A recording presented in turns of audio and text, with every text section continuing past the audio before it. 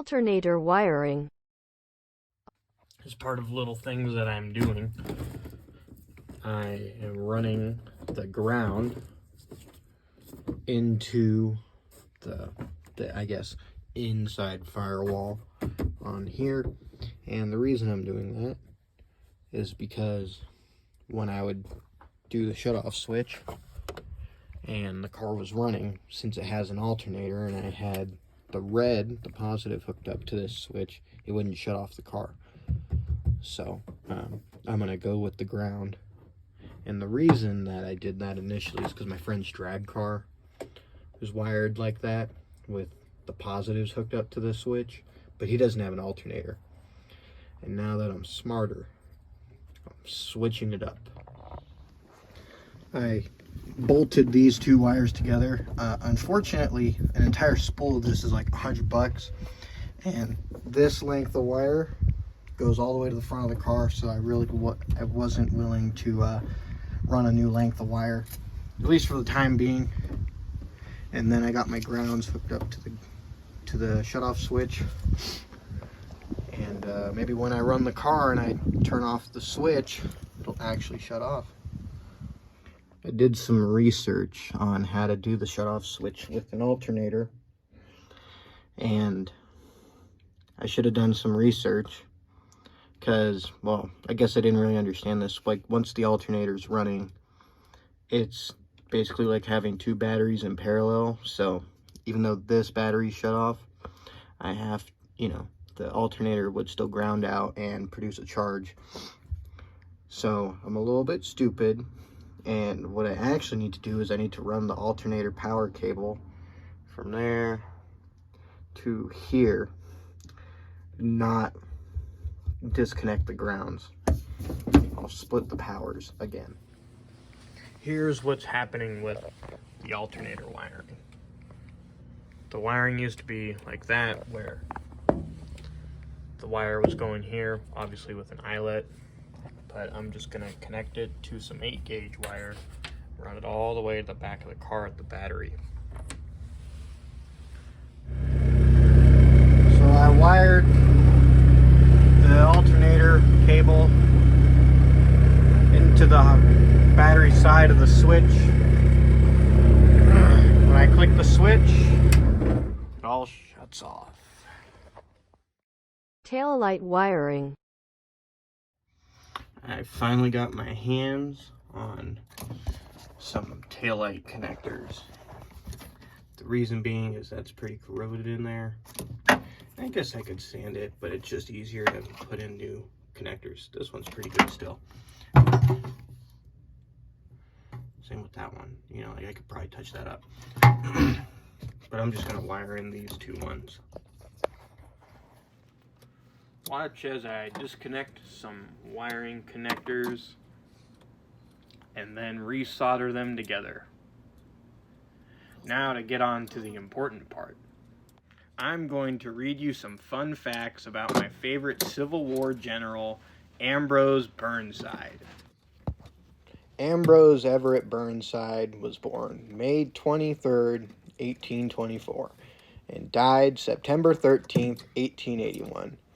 He was an American Army officer and politician who became a senior Union general in the Civil War. He grew up in Indiana and graduated from West Point.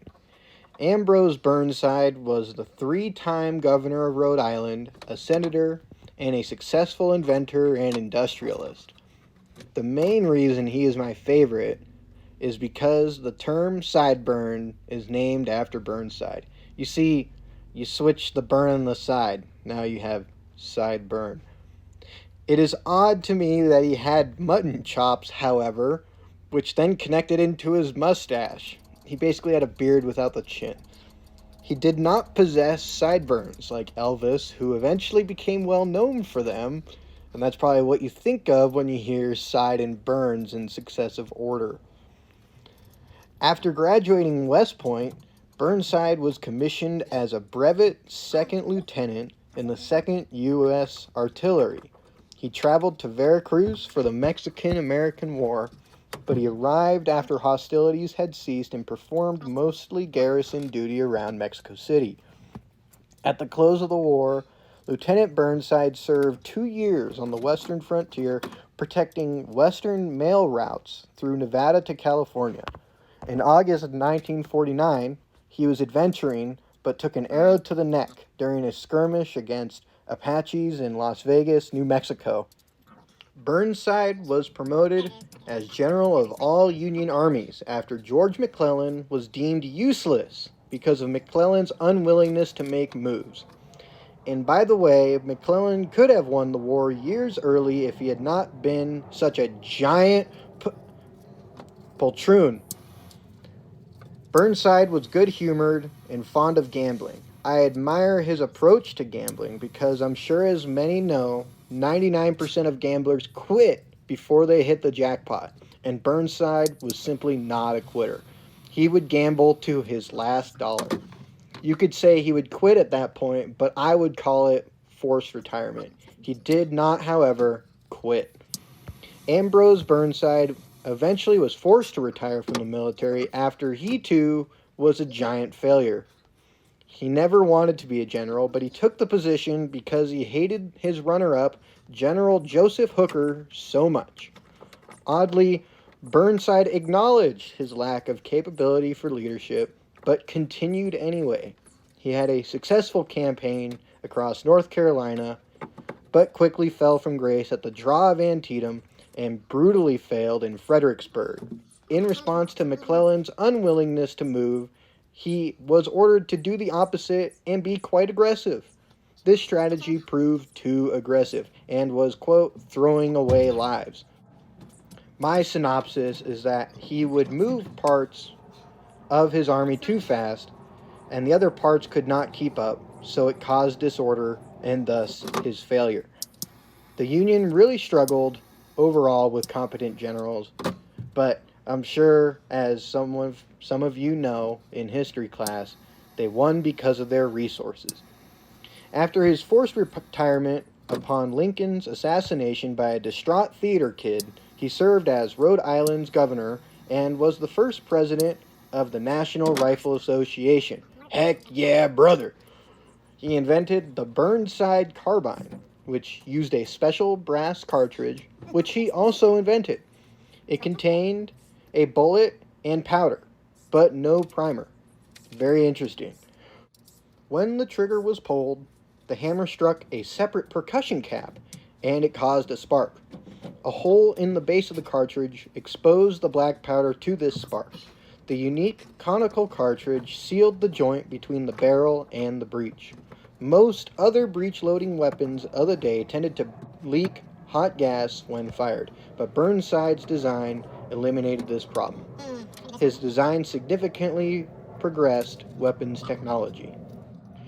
Burnside finished off his life as a Republican senator in 1874, and then in 1880 he was reelected, until he then died in 1881, 1 year later. I suppose 100 years ago, it was common to die of old age in office. However, it is not 100 years ago anymore. Joe Biden. Sorry about that sudden sneeze. I don't know why I sneeze like that. Thank you for hearing all about my favorite general, Ambrose E. Burnside. Alright, I'll check. I've got reverse. That's on.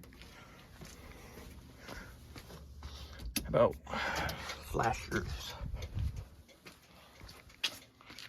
That's on.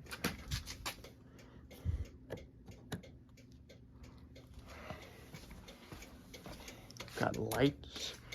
Turn off the flashers. Got one right there, one right there.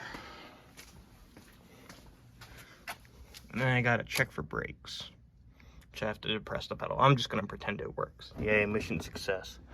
Thanks for watching. I'm sure there will be more wiring in the future.